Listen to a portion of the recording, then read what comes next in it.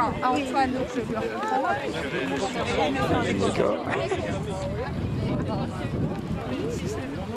Ah oui. Il y a deux, trois historiens qui se sont mis un peu dans tous les coins de la Belgique à écrire l'histoire de la Belgique à proprement dit, puisque le gouvernement essayait de trouver quelque chose pour légitimer le pays en quelque sorte, et certains historiens du coin ici, entre autres Tandel et d'autres comme ça, et beaucoup de curés ont fait ça aussi, avaient écrit sur Poncel pas grand chose, parce que comme il disait si bien, les gens heureux n'ont pas d'histoire, et Poncel était très heureux, il n'avait pas d'histoire.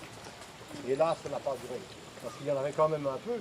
À Poncel, même aux alentours de Poncel, en tout cas, il y a au moins une villa romaine assez importante, au moins une, si pas plusieurs, et une certainement, avec un grand cimetière, donc c'est pour ça qu'il y en a certainement plusieurs, un grand cimetière qui se trouve là-bas le long du plan, on ne le voit pas parce qu'on ne saura plus rien voir. Et puis le malheur, c'est que ça a été fouillé fin 1800, jusque dans les années 1940. Ça a été fouillé beaucoup par des amateurs. Il y a qu'un dénommé Jontin qui est un Français qui a vraiment bien fouillé.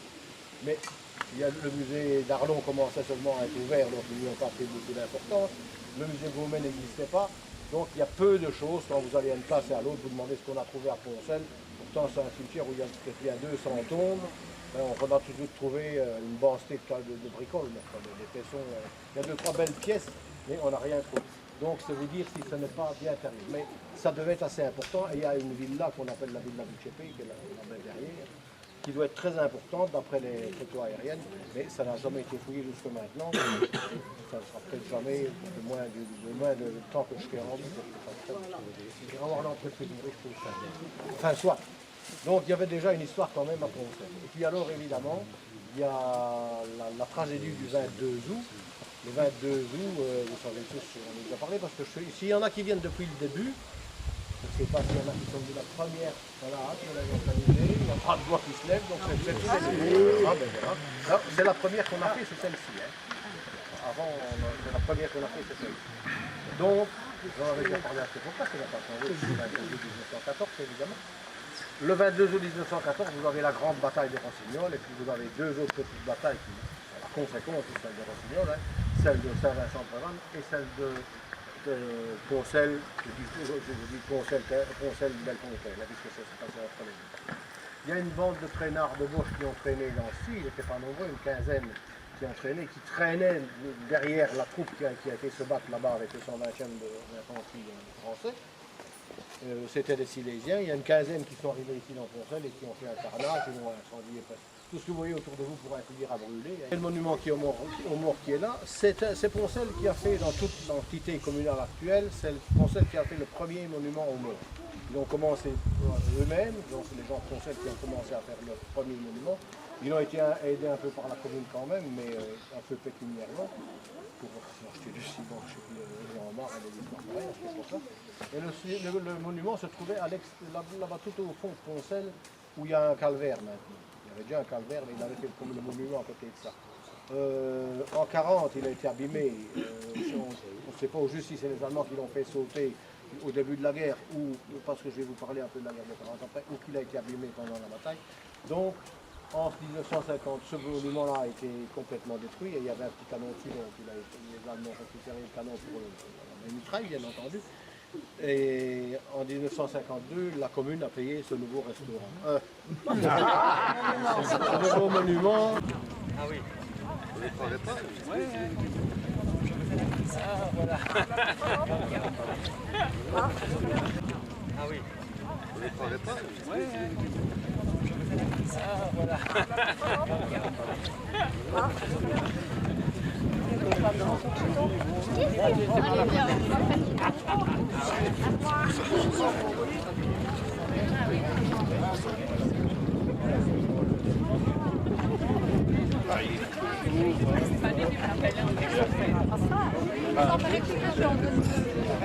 À Antoine, donc je lui reprends.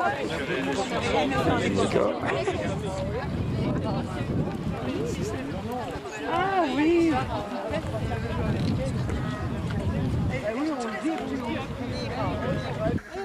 Bon, je vous disais donc, la suite de la bataille de Rossignol, hein, vous avez l'engagement du corps colonial qui est là-bas, qu'ils se frottent aux Allemands là-bas dans les bois, où ils ramassent une raclée, mais ils ramassent une raclée partout, de toute façon, les Français. Ici, il y a le 120e régiment d'infanterie de ligne, pas colonial celle-là, qui vient à la rescousse de ceux de Rossignol. Mais ils sont arrivés presque une journée en retard, parce qu'ils se sont fourvoyés, ils ont été du côté de Tonne-la-Long par là, ils sont retournés sur leur pas.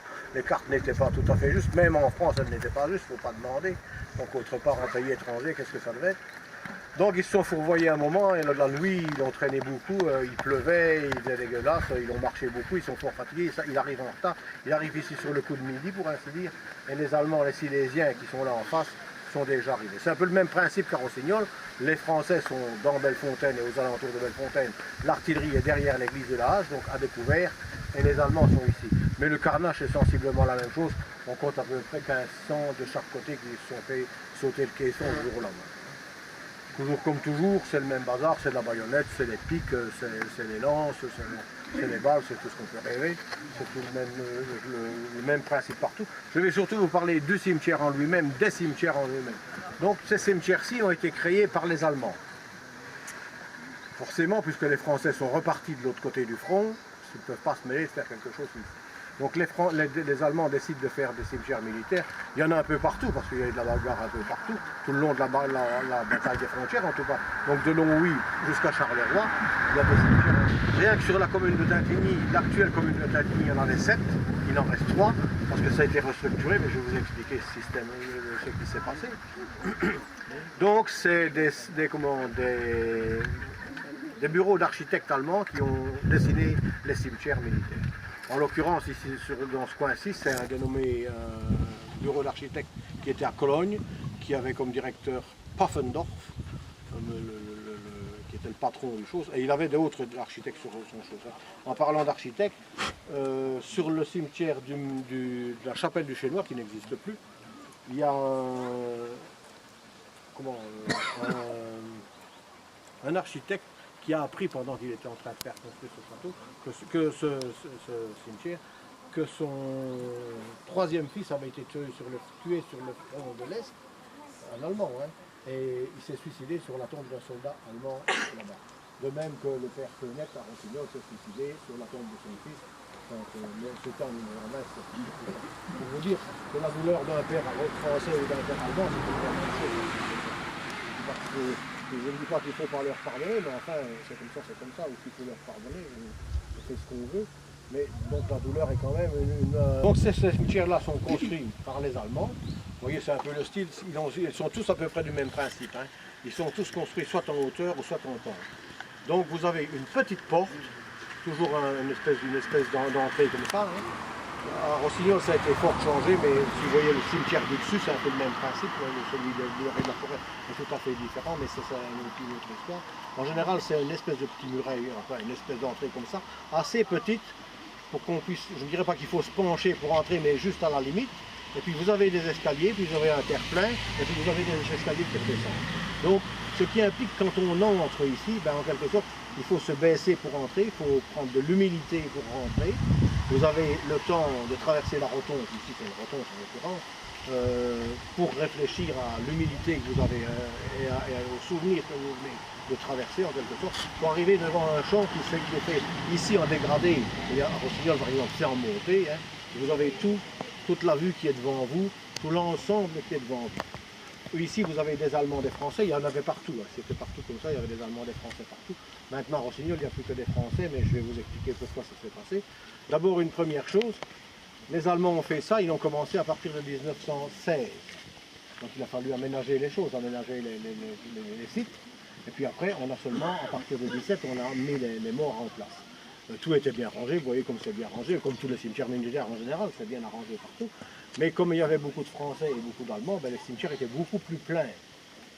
Donc quand les Allemands, qui n'avaient pas fini en 18, se sont sauvés, les Français sont arrivés. Mais pendant toute la guerre, les Allemands ont pu reconduire des soldats chez eux, que les parents réclamaient. Les parents, les femmes, les frères, les sœurs, enfin, peu importe. Les gens qui réclamaient leur mort ont pu être reconduits en Allemagne, seulement les Français, impossible de passer le front. Donc à partir de 1918, en novembre 1918, il ne s'est rien passé, évidemment. Il a fallu attendre 1919. Et à partir après l'hiver 1919, beaucoup de familles françaises ont réclamé leur mort. Donc on a déterré un tas de monde dans tous les cimetières du coin pour les reconduire en France. Donc il a fallu restructurer ces cimetières une première fois, après que les Français, mais ça a duré, les Français sont restés ici jusqu'en 1924 pour arranger les cimetières militaires. Et pour récupérer des morts qu'on avait retrouvés à gauche, à droite, et pour reconduire les leurs là-bas en France. Parce qu'il y avait une loi qui avait été votée par le gouvernement français en disant que tous les soldats réclamés par leurs familles étaient reconduits gratuitement dans leur village d'origine ou leur ville d'origine. Donc, ces cimetières se sont réduits. Donc il a fallu ramener les autres corps, resserrer ceux-ci, en retirer dans le fond, on les remettait au milieu, et ainsi de suite. Donc il y a déjà eu un chamboulement terrible. Il n'est pas dit que devant chaque tombe vous avez vraiment un mort. Il est peut-être 50 cm après ou 50 cm plus loin. Les morts qui étaient restés là, ils sont restés forcément, puisqu'on ne les avait pas réclamés pendant 4 ans, on a pu réclamer après. Et puis alors, en 1932, on a restructuré encore une deuxième fois parce que ça coûtait trop cher au gouvernement, parce que c'est les gouvernements français et allemands qui se mettent d'accord. Ici, c'est les Français qui entretiennent, mais il y a des places que c'est le gouvernement allemand. Donc en fonction d'eux, on a encore restructuré une première fois, et la dernière fois, on a restructuré en 1964.